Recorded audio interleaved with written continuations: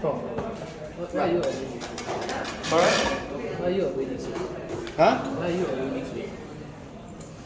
I will be away. Yeah, why? I need to attend a conference. Then I just go. Yeah. I need to go to, attend a conference and then some meetings in Sydney. Sydney. Yeah. So. Thank you for answering.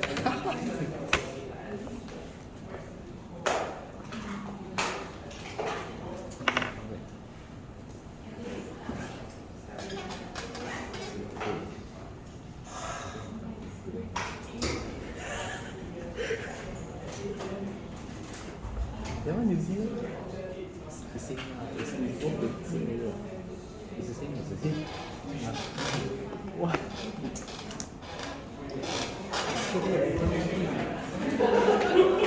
I work for the Oh.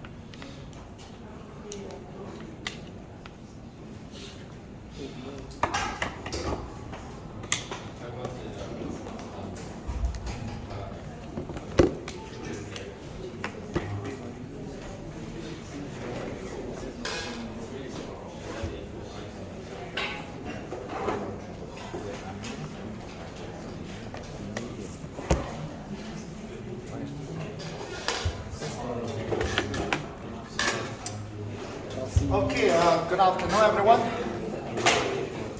Yeah. Let's look at this tutorial number 10. There are actually 4 questions on wave propagation. So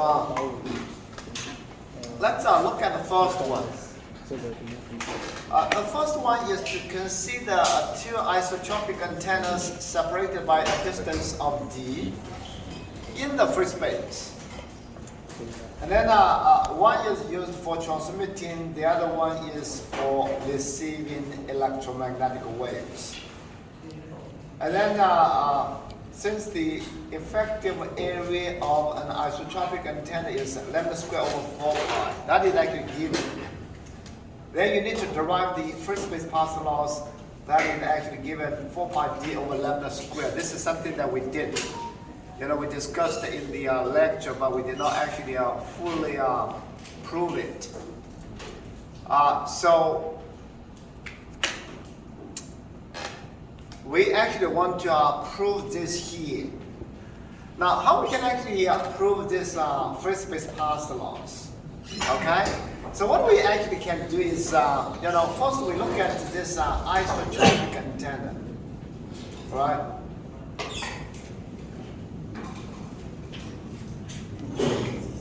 Isotropic antenna is actually an ideal model. So what is actually happening? For an isotropic antenna, basically the point source, okay? You probably know that the radiation from this point source is actually uniform towards all the directions, okay? It's isotropic, meaning that whatever direction, the radiation basically is the same, okay? So that is actually the isotropic, antenna. And then certainly we do not consider the loss, meaning that the efficiency is simply 100%. The directivity, remember, is 1 because there's no concentration. All right? Radiation is actually uniform everywhere. So the average is just equal to the maximum. Why there is actually a change here? Oh, no. Okay. So this is actually the isotropic antenna, meaning that the gain, because the efficiency is 100%, the directivity is actually 1. So the gain, remember what we actually discussed, the gain is simply 1, all of 0 dB. If you want to find out dB, then it's actually 0 dB. Okay? So that is actually the isotropic antenna. Now what we can actually do is to look at a communication system made of 2 isotropic antennas.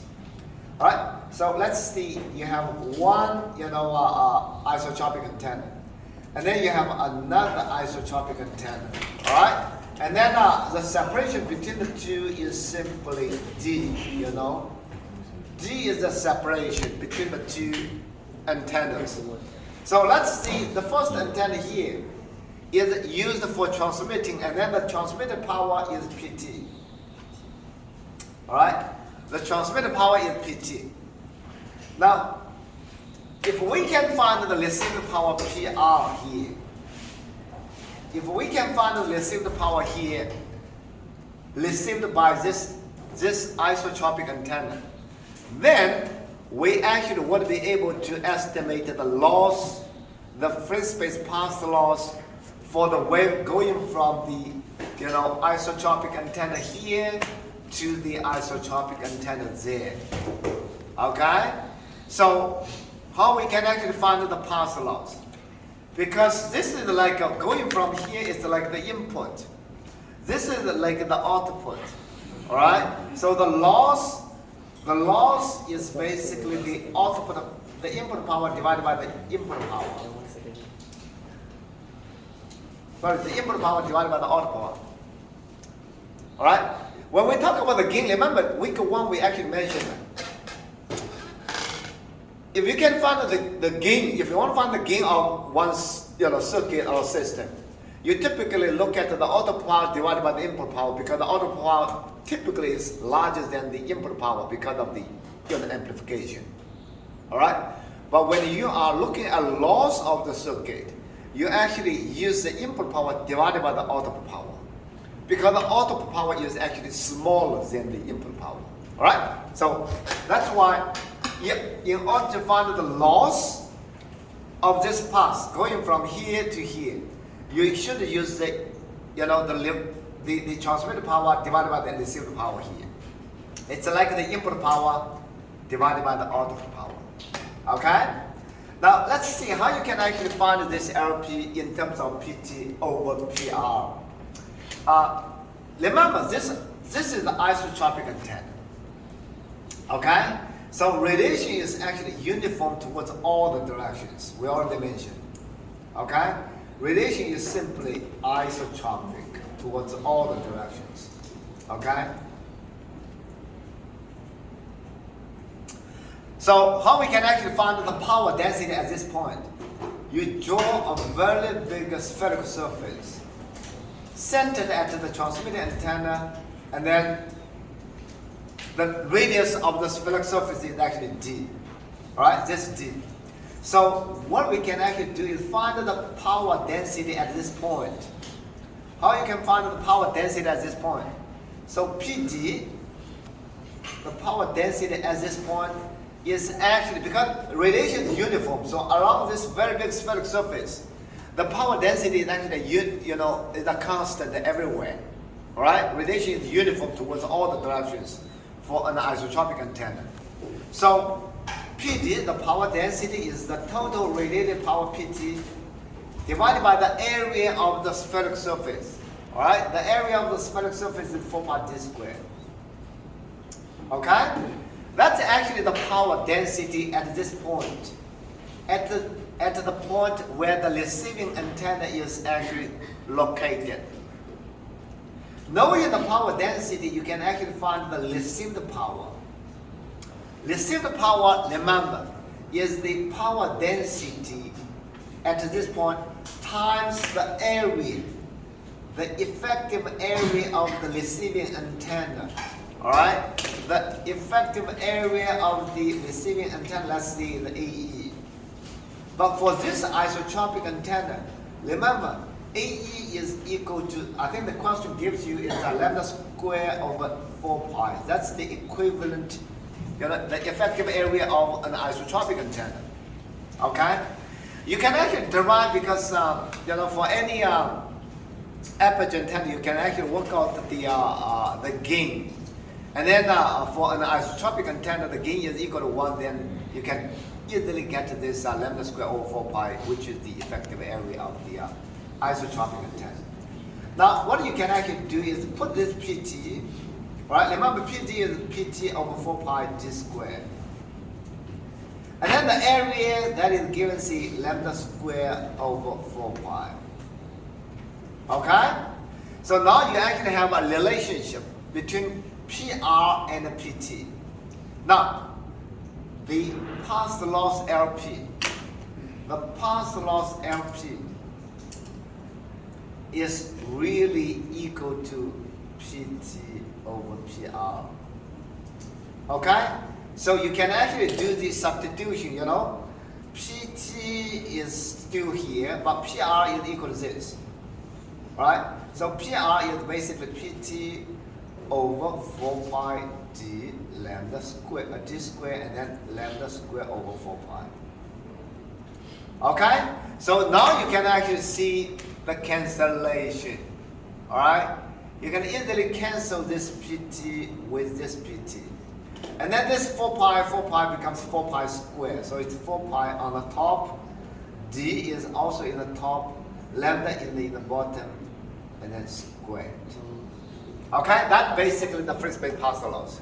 You can easily prove this right away. Okay?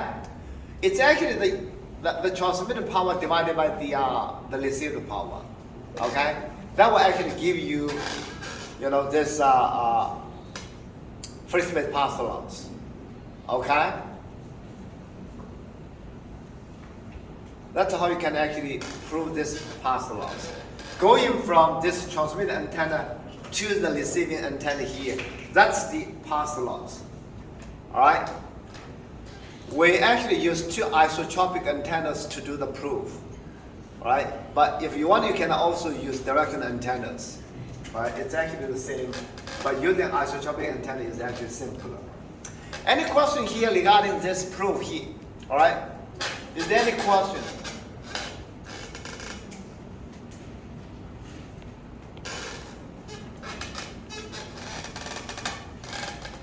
So that's question number 1.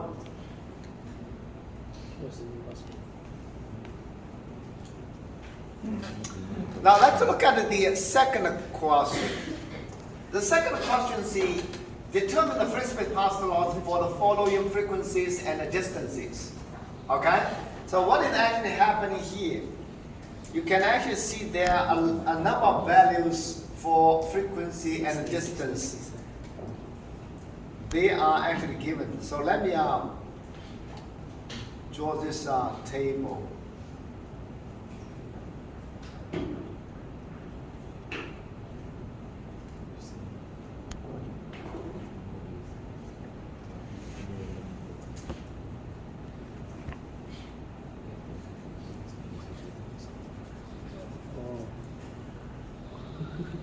Okay?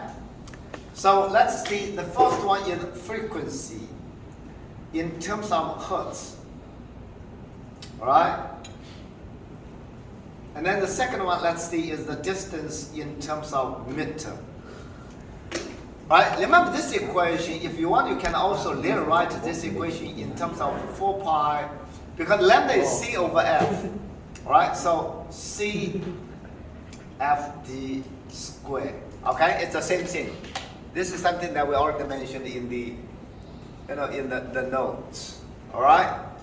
So this is actually D, and then here, let's see, is the, the free space path loss LP in terms of dB. Okay. So how you can actually find the free space path loss in terms of dB? Remember, LP is this. So LP in terms of dB is basically 10 log base 10. All right, and then this whole thing, 4 pi FD over C lambda squared. Okay? Or you can also do the, this 20 log base 10. Move this to the other side, right? This 2 to the here. So it's 4 pi FD over C. Okay? And the C is 3 times 10 to the power 8 meters per second. So in the equation, F should use hertz. D should be, all right, use, the meter, all right? D is in terms of meter here. Now, what are the things given here? This is 3 times 10 to the power 6, right? This is 6 times 10 to the power 6. Then this is 6 times 10 to the power 7. All right, and then this 6 times power 7, 6 times 10 to the power 7. All right, and then 12 times 10 to the power 7. And then 12 times 10 to the power 9. Okay? So these are the frequencies.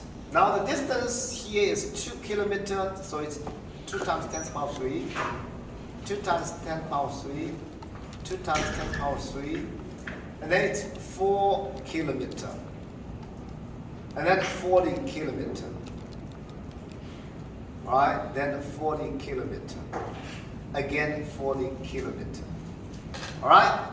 Now, let's see how you can actually find the free space path laws for all these combinations. What we can actually do, let's do the first one. Because let's see F is, the first one, 3 times 10 to the power 6 hertz. And then G is equal to 2 times 10 to the power 3 meters. Okay? So you use this early formula LP, all right, in terms of dB. So it's actually 20 log base 10, and then 3 times 10 to the power 8. All right, and then 4 pi F, remember, is 3 times 10 to the power 6 times 2 times 10 to the power 3. Okay? So you can easily do the, cancellation, like a 10 to the power 6, 10 to the power 3, so it's a 10 to the power 9, cancel this. So you actually have 10. This 3 cancel this 3. So it's 8 pi times 10, which is 80 pi. Okay? So if you do the calculation here, you can easily find this. All right? This is simply equal to 48 dB. Okay?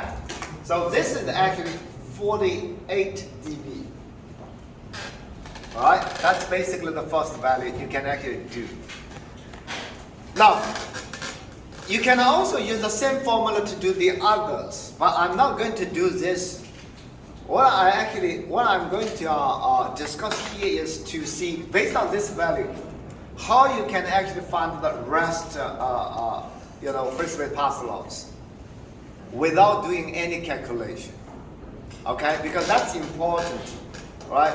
For the quiz, the second quiz that you are going to take, all right, you will actually see this kind of exercise. So let's see the first one. The distance is actually 2 kilometers, 2 kilometers. It's actually identical.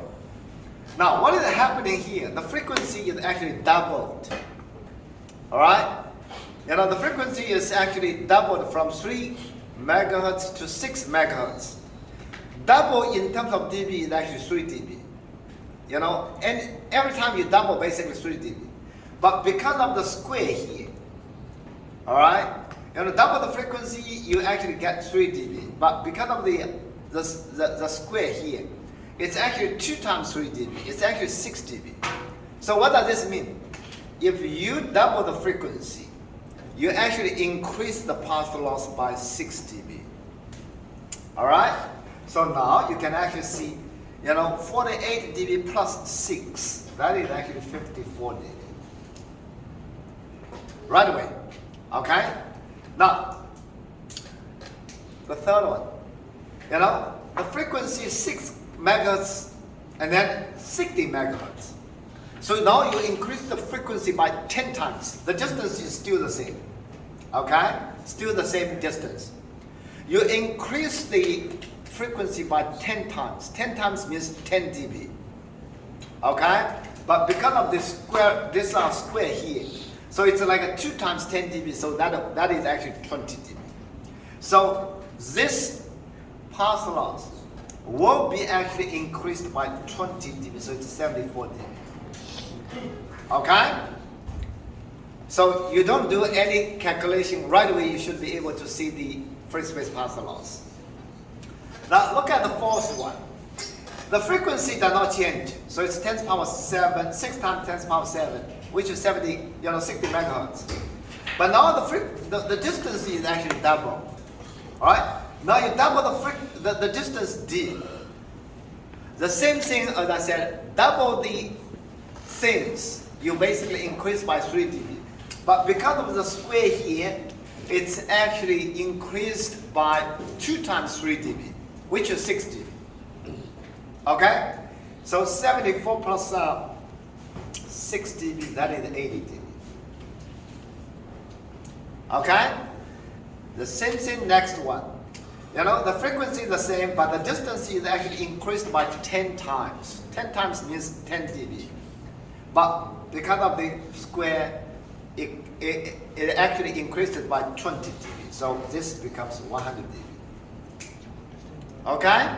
And then, from this 60 megahertz to 120 megahertz, you see the distance is the same.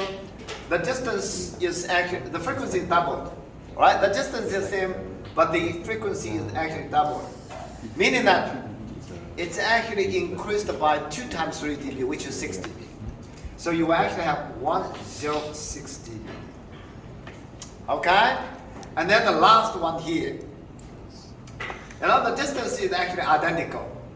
Right? It remains the same, but the frequency is increased by 100 times. Alright?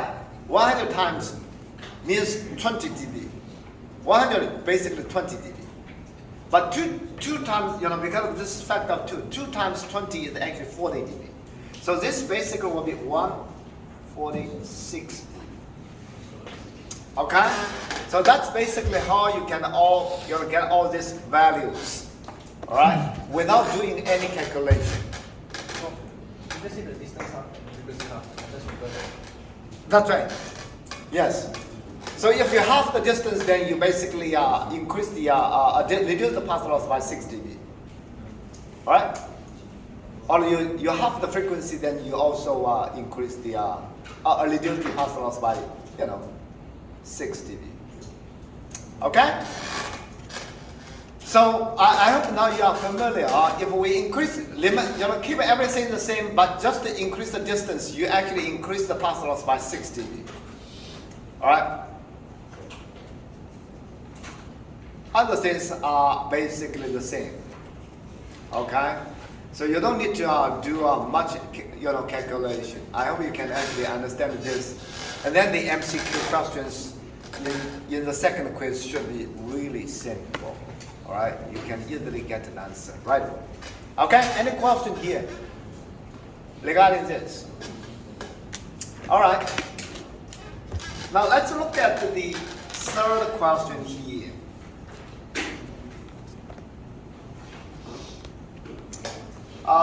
Let's read this question number 3. So what is actually happening here? You have a communication system that is actually to be established at a frequency of 6 megahertz. So F is 6 megahertz. That is actually given. And then the transmitted power PT that's also given is 1 kilowatts. All right? And the system is actually operating above a good reflecting ground. The field strength at the receiving antenna from the transmitter can be actually expressed by ER, the field strength, all right, the amplitude of the received field, E field, it is equal to 3 times 60 pt square root and then d, and then 4 pi h r h t, lambda d. Okay?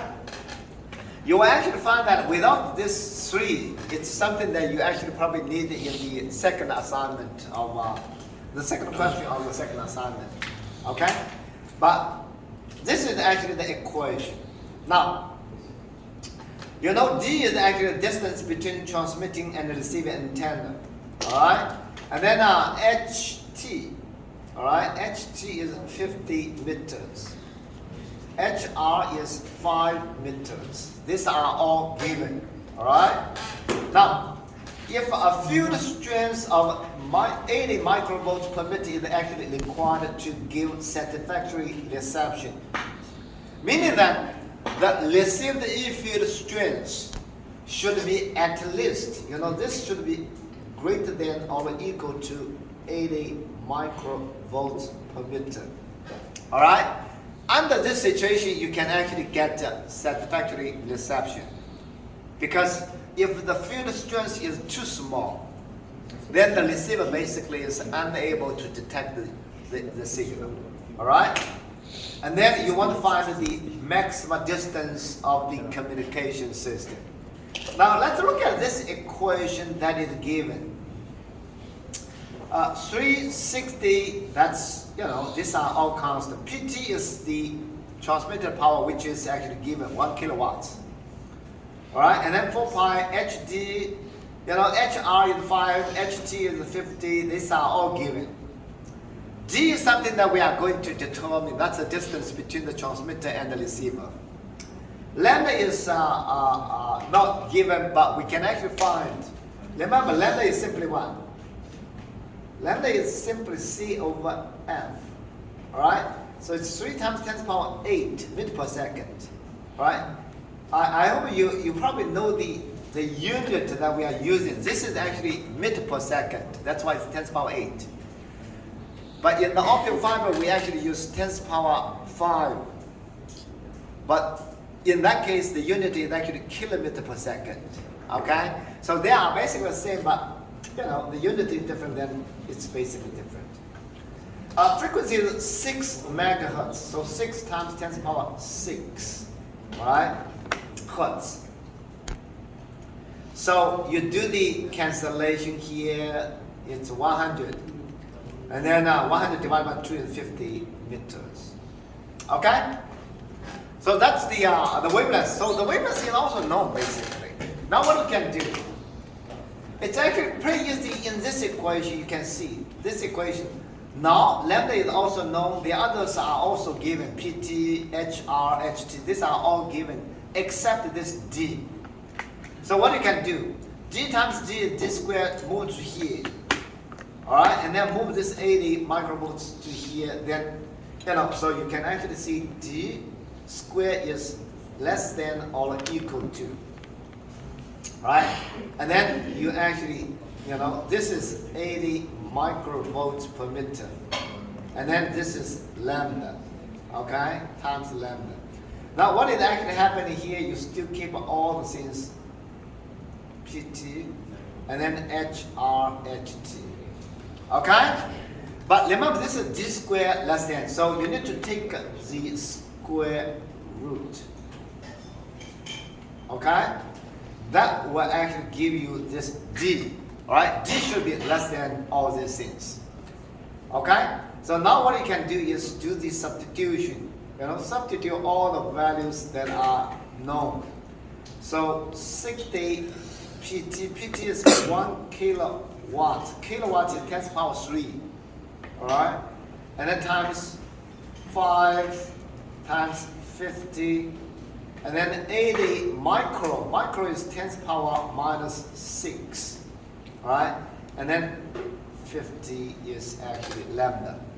So you can actually see the cancellation. This is this 50 cancels this 50. And then you do the calculation. You actually should be able to find it's 2.4 times 10 to the power 4 meters. Or 20. This is basically, if you convert to kilometer, then it's 24 km. Okay?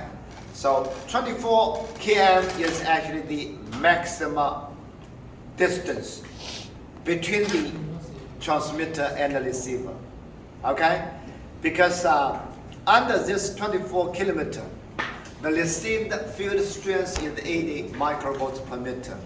Right? If you go beyond this 24 kilometers, then the received field strength will be even smaller, meaning that you may not be able to detect the signal satisfactorily. Okay? Any question here? In the earlier tutorial, I think a couple of years ago, I actually did not give this equation, ask the student to derive the equation, but I found that it's probably too difficult.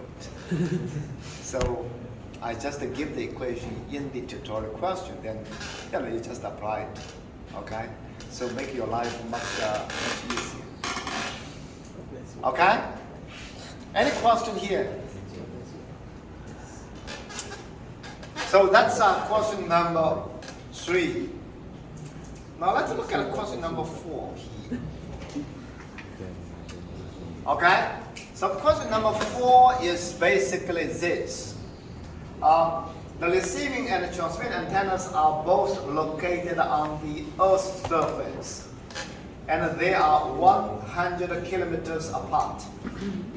The height of the transmitting antenna is 115 meters. What is actually the required height of the receiving antenna so that you can actually have the space, the line of sight kind of space away. Okay? So let's see, remember, we have this very big, spherical surface. Okay? So let's see, is the Earth's surface. And then you have this, this transmitter antenna that is actually lifted. All right? So this is the HT. All right? And then here you have the receiving antenna that is also lifted above the ground. That's HR. Okay? And then you actually want to make sure that it's it's clearly, it's like this. They have some clearance here so that you can maintain this what we call line of sight kind of space where going from the transmitter to the receiver. Okay? In the notes, we actually discussed 2 sets of formulas. Okay? I hope you can still remember the 2 sets of formulas. One is this what we call D maximum. The distance from here to here is D max. Alright? D max can have 2 sets of formula. One is actually square root of 17 HT plus square root of 17 HR. Okay? The other one is actually D max. That is equal to square root of 2 HT plus square root of 2 HR. Right? Depending on the unit that you use. If HT and HR in terms of meter, and then this G max in terms of kilometer, then you use the first formula. But if HT and HR are using feet,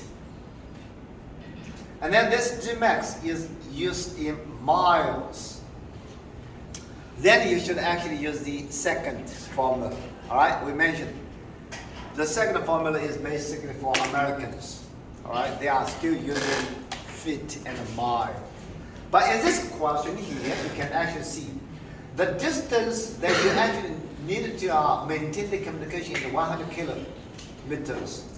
All right, and then HT is given the 115 meters. So what you actually want to find is actually to determine HR.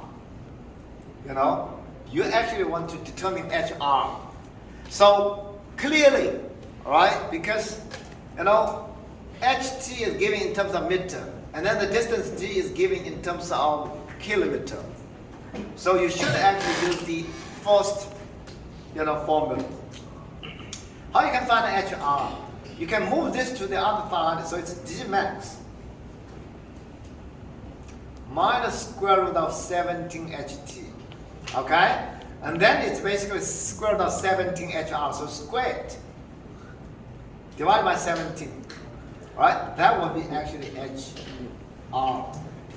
Clear? Okay? So that's how you can, from the first equation, that's how you can get HR. So now let's do the substitution. It's 100. Alright? Remember the D is actually, the unit of D is kilometer, so it's only 100 here. Alright, don't times 10 to the power 3, and then 70 times 115 squared divided by 70. So if you do this, you will actually get the answer right away. 183.05 meters. Okay? So under this height, you will actually maintain a spaceway propagation over this 100 kilometer kind of distance. Alright? Any question here regarding this tutorial 10? Is there any question?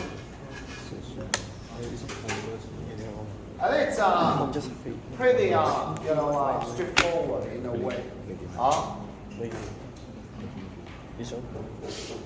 I get it. Prof, you got any tips for final exam? Any question here regarding this tutorial number 10? Prof, you got any tips for final exam? Sorry? Do you have any tips I for never final cancel exam? anything. I literally just. Yeah, I think we can. You want to do it now or you want to do it week 13? Now, Okay. Let me. So you probably know that in the final exam you will have 4 questions. All right, that is pretty clear. Now, what are the 4 questions? I think the first one is line coding. All right, I think we did a lot of exercise. Remember, we have 2 tutorials. We have the assignment that is also dealing with line coding. So line coding is actually very important. So you will actually see 1 question on line coding. That is very clear. Okay. Now, the second question is because we did. Remember, we did information theory. All right, how to calculate the entropy. And then how to find the optimal code, which is the Huffman code. Right? This is something that we also did, quite a bit exercise in the tutorials. So that's half. The second question, the first half is on information theory. The second half is basically matched filter. Right? Because that's important for signal detection. Right? You want to minimize the noise. Right? Or to minimize we call error probability, right? Increase the signal to noise ratio, and then you can minimize the error probability. So you need a metric filter. Okay, so that's the first part. Now for part 2. Part 2, remember, we spent quite a bit of time looking at transmission line and also optic fiber. So question number 3 is actually on transmission line. So you have 2 parts basically. 1 for transmission line, 1 for optical fiber. Okay, that's question number 3. Now, question number 4 is the system that we discussed yesterday. All right? Remember, we talked about the system gain, the noise performance, all these things. So that is actually, I think, probably 2/3 on this system. And then 1/3 is on the teletraffic theory that we are going to discuss next week. Okay? I think that probably is already very clear. Huh? Enough, huh? Very enough. Okay, good. Another question.